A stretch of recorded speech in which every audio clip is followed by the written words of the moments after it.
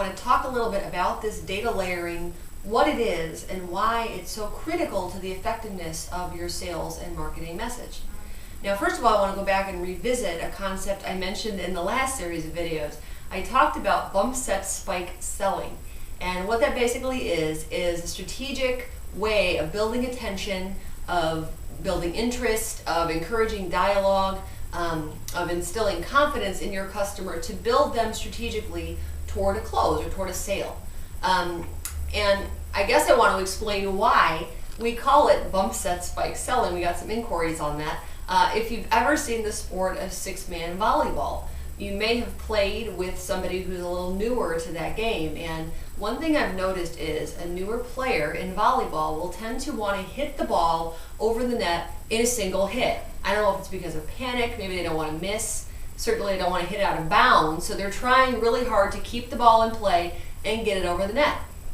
One thing that we as a company have noticed with the current recession and the economic uncertainties out there is that a lot of companies are behaving like that novice volleyball player. In other words, we're looking for the thing that's going to get us to the close as fast as it can because we're currently afraid of losing that customer. We don't want the business to go away. We want to be able to get them to a sale and then move on.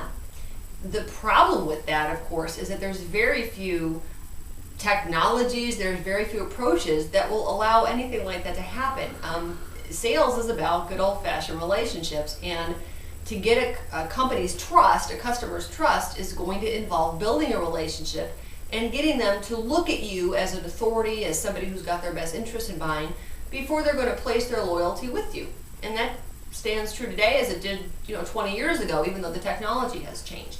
So in our analogy of selling, the volleyball pretty much equates to the conversation or the interchange. If you think about it, what we want to do is we want to actively strategically drive that conversation toward an eventual sale. We want to build the transaction and get a customer to the point where they see us as credible, they see us as trustworthy, and they want to buy from us. And that brings us to this concept of data layering.